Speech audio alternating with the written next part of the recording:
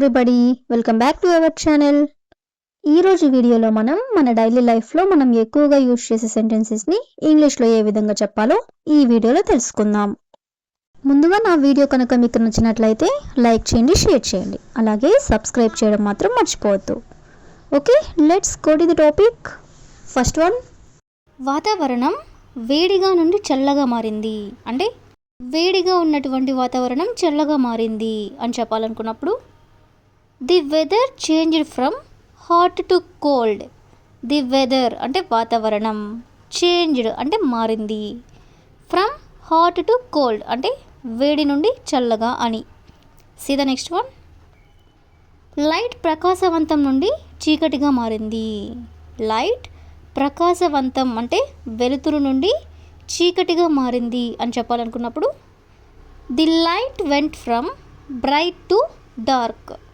The light went from bright to dark అంటే light ప్రకాశవంతం నుండి చీకటిగా మారింది అని. సీ ద నెక్స్ట్ వన్, కథ ఫన్నీ నుండి సీరియస్గా మారింది.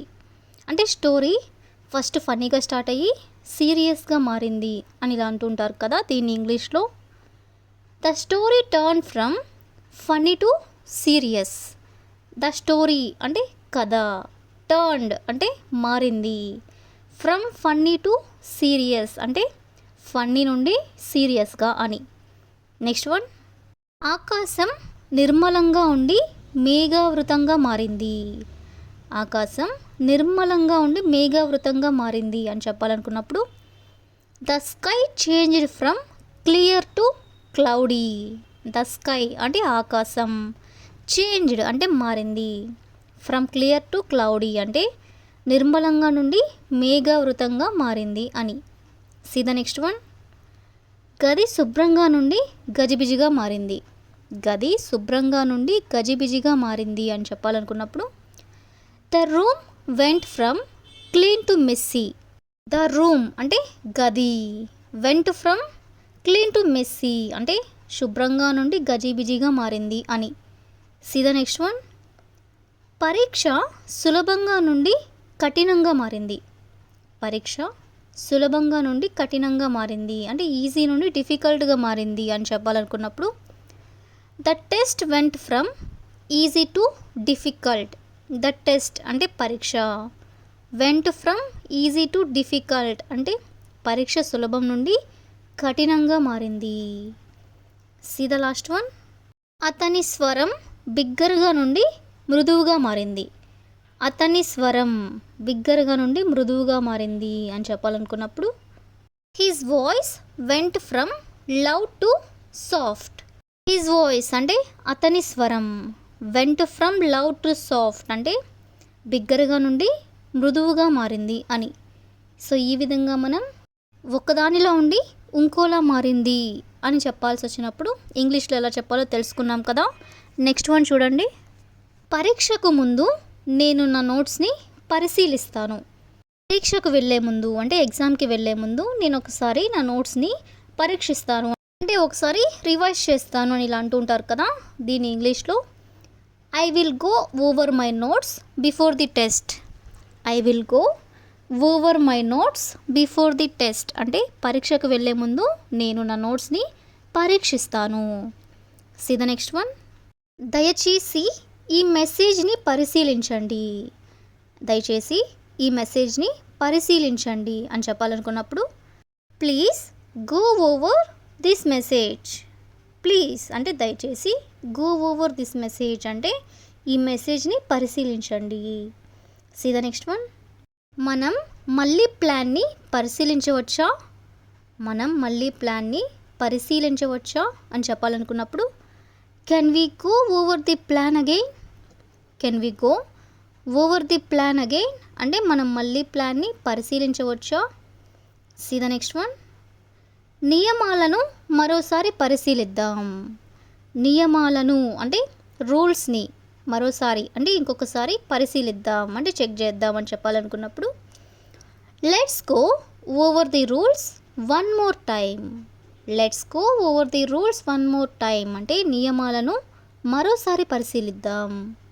See the next one, teacher రేపు సమాధానాలను పరిశీలిస్తుంది.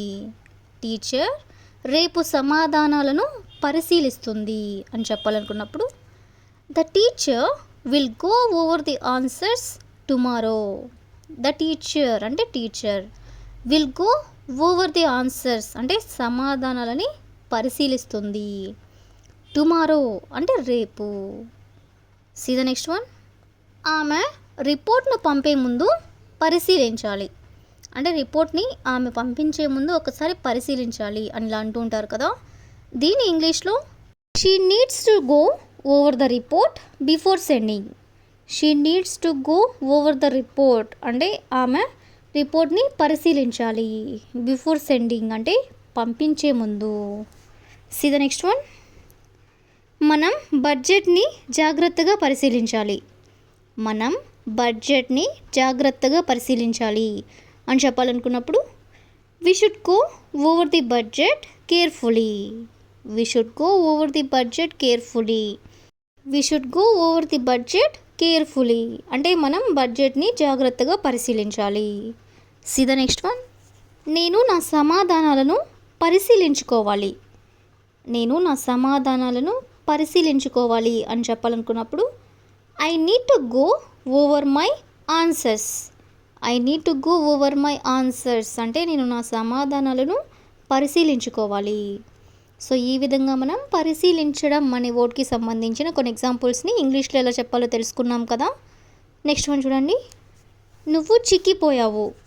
నువ్వు చిక్కిపోయావు అంటే తగ్గిపోయావు అని అంటూ ఉంటారు కదా. దీని ఇంగ్లీష్లో you put off the weight. You put off the weight అంటే నువ్వు తగ్గిపోయావు లేదా నువ్వు చిక్కిపోయావు. Next one. నువ్వు లావెక్కావు. నువ్వు లావెక్కావు అని చెప్పాలనుకున్నప్పుడు you put on the weight. You put on the weight అంటే నువ్వు లావెక్కావు. తగ్గావు అనేదానికి పుట్ ఆఫ్, అదే లావెక్కావు అనేదానికి పుట్ ఆన్ అంటే పెరగడం. Next one. తలుపు బాధకు. తలుపు బాధకు అని చెప్పాలనుకున్నప్పుడు don't slam the door. Don't slam the door అంటే తలుపు బాధకు. See the next one. పరిస్థితి నిదానంగా మెరుగుపడింది. పరిస్థితి నిదానంగా మెరుగుపడింది అని చెప్పాలనుకున్నప్పుడు the situation gradually improved. The situation అంటే పరిస్థితి, గ్రాడ్యువలీ అంటే నిదానంగా, మెరుగుపడింది అనేదాన్ని improved. The situation gradually improved అంటే పరిస్థితి నిదానంగా మెరుగుపడింది. సో ఈ విధంగా మనం కొన్ని ఎగ్జాంపుల్స్ అనేవి చూసాం కదా. So that's all for today. I hope you all like this video. Thank you for watching.